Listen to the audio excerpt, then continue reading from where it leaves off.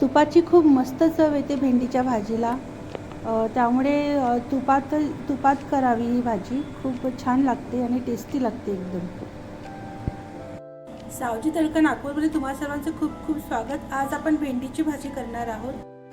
इथे मी गॅस लावून घेतलेला आहे. आपण घालणार आहोत तूप. आज आपण तुपात ही भेंडीची भाजी करणार आहोत. तूप गरम करूया. तूप गरम झालेलं आहे.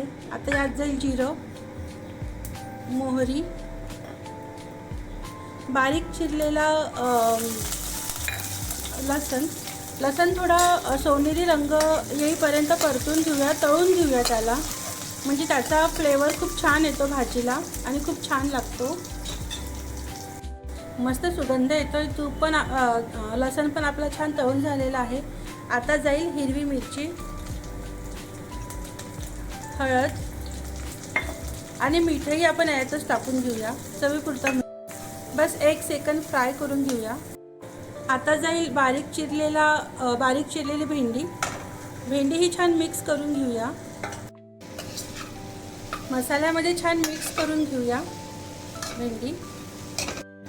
आता मसाल्यात छान शिजू देऊया भेंडी. तर इथे आपली भाजी झालेली आहे, तुम्ही पाहू शकता.